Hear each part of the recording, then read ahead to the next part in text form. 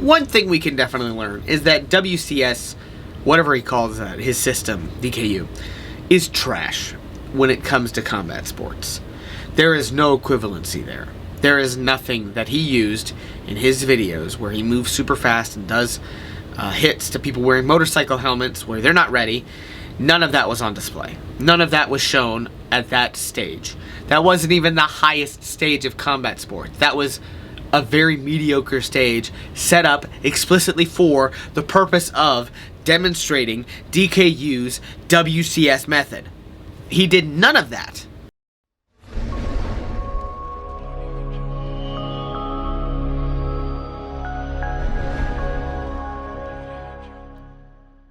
DKU versus Bradley Scott. I know I'm like 2 months late at this point, but honestly, DKU was coming around with the band hammer, pretty hard right after that, so I just decided to lay low. But here we are. Jeet Instructor reacts to DKU versus Bradley Scott.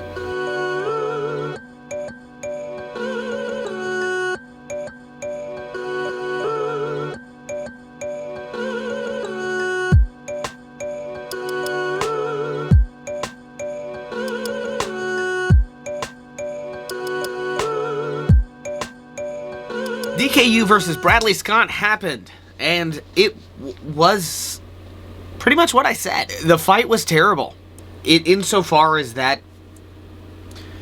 DKU just hugged him all the time. Now, we have a lot of information now from both of the fighters on their, condition going into the fight. Bradley Scott said he had slept 8 to 10 hours in 5 days, which is, I think, like 2 hours a day. That's not enough sleep. I'm guessing, what do you call it? Oh man, I had the Japanese word in my head, jizaboke. I don't know why I have that word in my head. Jet lag, jeez Louise, that's useful. Why a Japanese word for, anyway, my brain. Anywho, so, with jet lag, and all that, unable to sleep. I know the diet wasn't super great either. So that kind of explains why DKU remained conscious throughout all 6 rounds.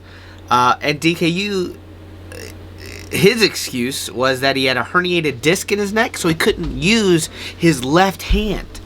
Why would you fight then? If that's a pretty debilitating issue. You have a herniated or bulging or damaged disc in your neck, and you're going to enter a fight, even if it's a special match, a boxing match, even if you're going to enter something like that, and just accept getting punched in the head, which then affects your neck, it doesn't make a whole lot of sense to me why you would accept the fight. But I guess money is money, and you did put your reputation on the line, so here we are. Performance-wise, DKU did absolutely terrible. None of WCS was on display. If anything, it did show his ability to hug, and it did show that he has zero, I would say damn near zero wrestling skills. He is not engaged in any type of sparring against a resisting opponent with any type of clinching or wrestling work. Now, granted, this is a special match for boxing, but as much as he hugged, you think he would have gone into that fight with the idea of knowing how to clinch. Because, like, if you're going to hug the whole time, you at least should know how to clinch fight or dirty box in there. But he knew, or he did nothing. He just hugged him and then kept his head down and then kept doing duck unders. Like where are you going? You can't... It doesn't make sense. DKU had his jab going for a while. He was able to pop his jab out there, but then he would throw the back fist a couple times, which is not a legal move in boxing. Which is why I don't do boxing, because it's my #1 move, is my back fist. It's like the only move I know. He does earn the respect that all combat sports athletes get, in that he stepped in the ring. 99% of people on this planet will not step into a combat sports ring and compete. He has respect when it comes to that. He did not, however, respect the rules that he in which he and his team devised, and he did not respect the sportsmanlike conduct of the match. Honestly, he just, like Ramsey Dewey, if you watch his video on it, he is so upset. Like, it's kind of funny how upset he is, and that's fine. You're like, dude was all in this fight.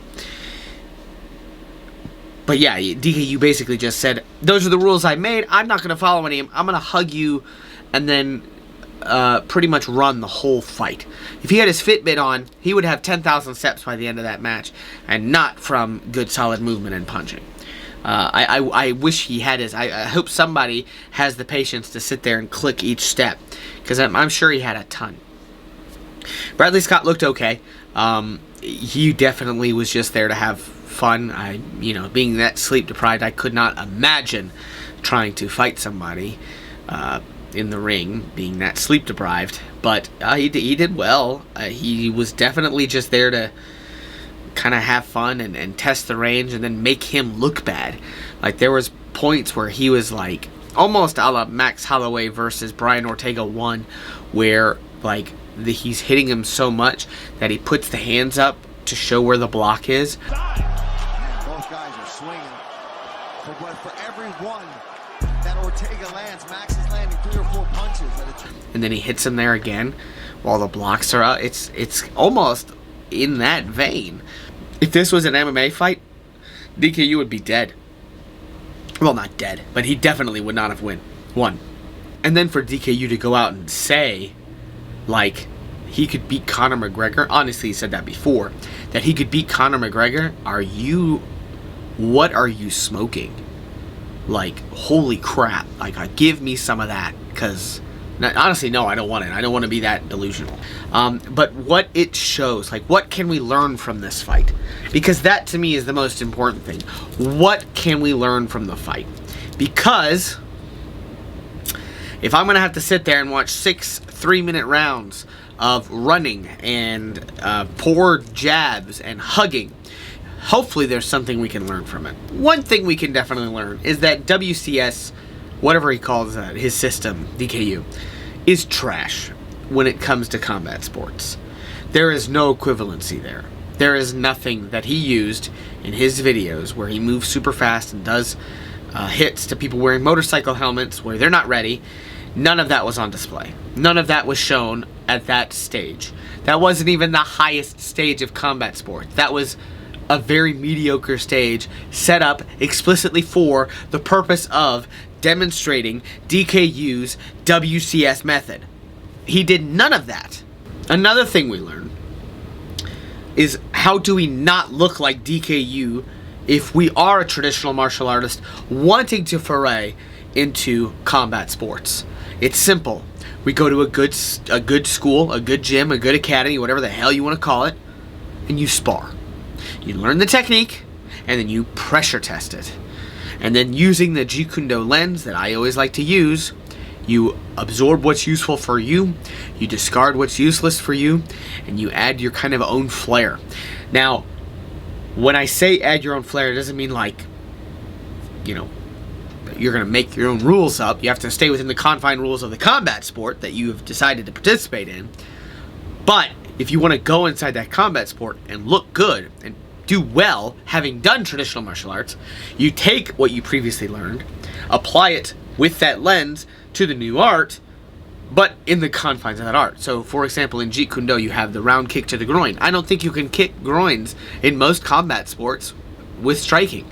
So don't go trying to kick somebody's groin. You kick the inner thigh, or you go higher and kick the ribs or the head. Like, DKU, I think, went in there with the idea that even though he only had one hand, according to him, right, that he could hit hard with, that he would just go in there and demonstrate that he was worthy.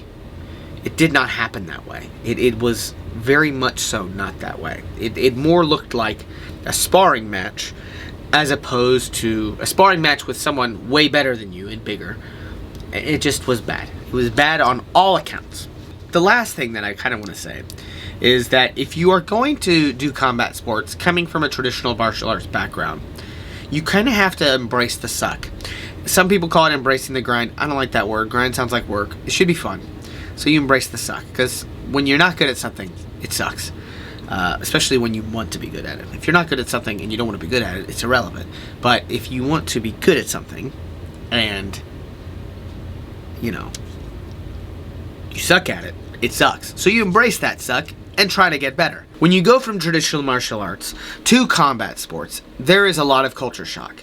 The rules are different. There are rules if you're from some type of thing that has no rules, and the confines of which you must compete are different. It doesn't mean that all your previous training is necessarily useless, it just means that it's not useful in that same way. So much like your ethnocentric lens that you have being whatever type of person you are, you're going to have to take your traditional lens off and then view it from somebody doing combat sports. Now you could take the previous moves that you have learned, put them on the back burner, and then later develop them into your new combat sport. An excellent example of this is look at someone like Sensei Seth, who is an excellent karate person and has now been doing Muay Thai for I think 2 years. Just posted a video of him sparring on his 1 or 2 year anniversary and actually looks pretty competent in doing Muay Thai.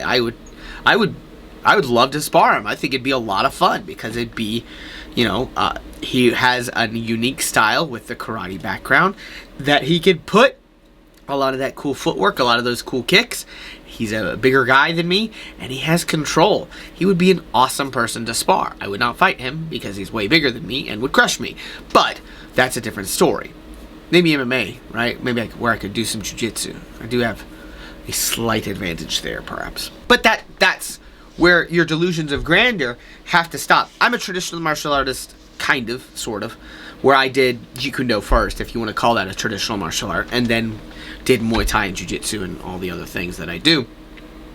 So as I said in the previous video, when I did train MMA coming from a Jeet Kune Do background, I kind of got my ass whooped because I didn't know the rules, but I accepted the suck, and I got better, and here I am as an owner of a school that teaches kickboxing, striking, and a combat sports lens, and jiu-jitsu, and all that stuff. So it's it comes full circle. His reaction to the loss is sour grapes. The dude cannot accept the fact that he lost this special match. We all know he lost. He lost this special match, and he's acting like he did these wonderful things, that he showed off his WCS nonsense. He didn't. He showed nothing. He showed the ability to hug, he showed the ability to jab, sort of, and he showed the ability to run. That is it. And if that is the 3 tenets of the WCS method, then good job, you did. But I don't think it is. Based on the other videos that you have posted, I don't think it is. The way you are acting after it way more so upsets me than what you said before or what you did in the fight. In the fight, I probably would have done the same thing. I would have jabbed, run, jab, run, and hope to God he doesn't hit me. And unfortunately, we're in a ring. He's going to catch up to me, and he's going to hit me. Anyway, that's irrelevant to this conversation, but you're acting like you are a victim. Like, what's wrong with you? Why would you act like that? Why? You aren't a victim. You agreed to this match. You agreed to the rules. You did the rules like with your team. And then when you performed the actions, you did poorly with the rules that you set. And you're acting like you are the victim. The amount of respect for you is lost. Every comment in English on your Instagram account when you post is, "This ain't it, bruh." Like, if you could read English, I assume you can, or at least hit the translate button, you know what you're doing is wrong, and you know what you're doing with saying, whatever you're saying on Instagram is wrong, and that is a damn shame. If you want more content like this, make sure you like the video, hit the subscribe button if you are new, and the bell notification so you never miss my handsome face. Make sure you leave a comment if it's something you like. Leave a comment if you got to the end of this video on what your thoughts are for DKU versus Bradley Scott and what they should do next. In my opinion, DKU should delete his Instagram because apparently that really matters to him and the number of followers he has, since that was a listing on the tail of the tape. And Bradley Scott should continue to do more special matches and make more notoriety of himself. Thank you so much for watching. I will see you all in the next one. Party on.